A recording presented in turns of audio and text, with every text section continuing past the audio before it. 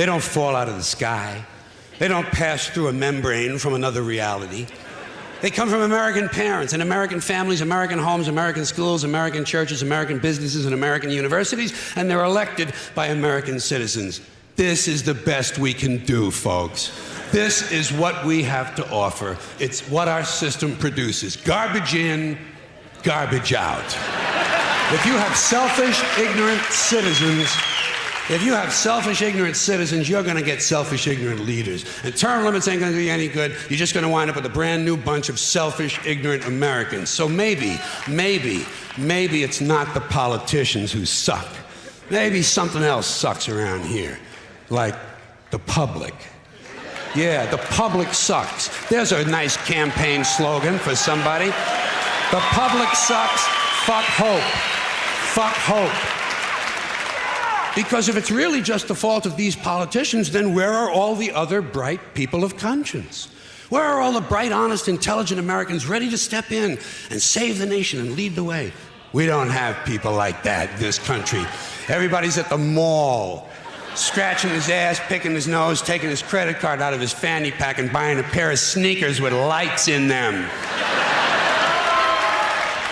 So I have solved this little political dilemma for myself in a very simple way. On election day, I stay home. I don't vote. Fuck them. Fuck them. I don't vote. Two reasons I don't vote. First of all, it's meaningless. This country was bought and sold and paid for a long time ago. The shit they shuffle around every 4 years doesn't mean a fucking thing. And secondly, I don't vote because I believe if you vote, you have no right to complain. People like to twist that around, I know. They say, well, if you don't vote, you have no right to complain. But where's the logic in that? If you vote and you elect dishonest, incompetent people and they get into office and screw everything up, well, you are responsible for what they have done. You caused the problem. You voted them in. You have no right to complain. I, on the other hand, who did not vote, who in fact did not even leave the house on election day, am in no way responsible for what these people have done and have every right to complain as loud as I want about the mess you created that I had nothing to do with. So I know that a little later on this year you're going to have another one of those really swell presidential elections that you like so much. You'll enjoy yourselves. It'll be a lot of fun. I'm sure as soon as the election is over, your country will improve immediately. As for me, I'll be home on that day doing essentially the same thing as you. The only difference is when I get finished masturbating, I'm going to have a little something to show for it, folks. Thank you very much.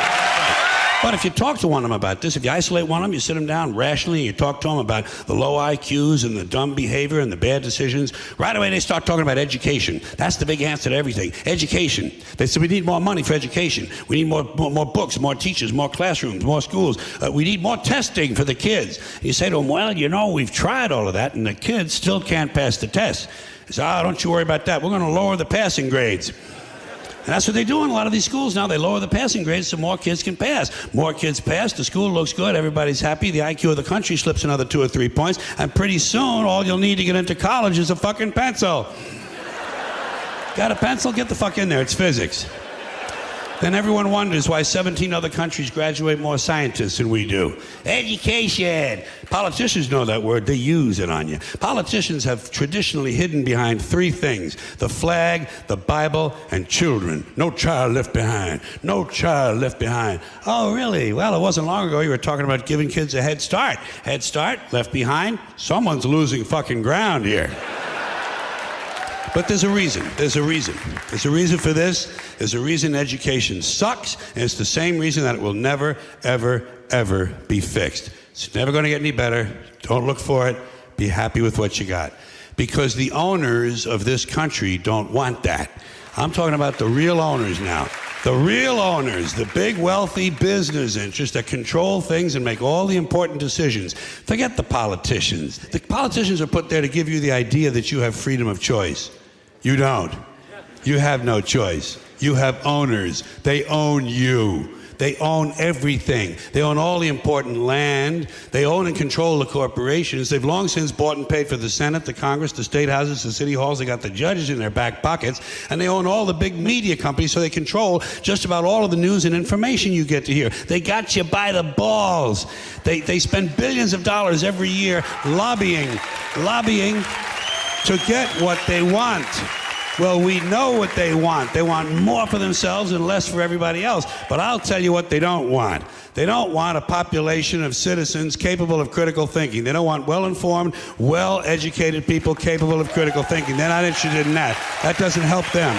That's against their interest. That's right. They don't want people who are smart enough to sit around the kitchen table and figure out how badly they're getting fucked by a system that threw them overboard 30 fucking years ago.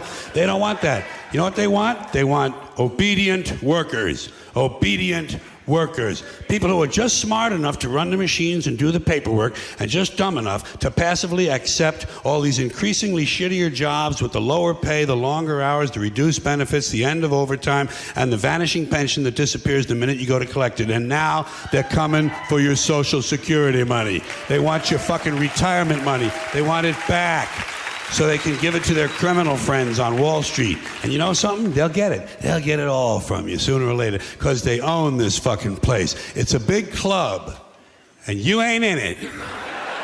You and I are not in the big club. And by the way, it's the same big club they use to beat you over the head with all day long when they tell you what to believe. All day long, beating you over the head in their media, telling you what to believe, what to think, and what to buy. The table is tilted, folks. The game is rigged. And nobody seems to notice. Nobody seems to care. Good, honest, hard-working people, white collar, blue collar, doesn't matter what color shirt you have on. Good, honest, hard-working people continue. These are people of modest means. Continue to elect these rich cocksuckers who don't give a fuck about them. They don't give a fuck about you. They don't give a fuck about you. They don't care about you at all. At all. At all. Man, you know? And nobody seems to notice, nobody seems to care. That's what the owners count on, the fact that Americans will probably remain willfully ignorant of the big red, white, and blue dick that's being jammed up their assholes every day. Because the owners of this country know the truth. It's called the American dream, because you have to be asleep to believe it.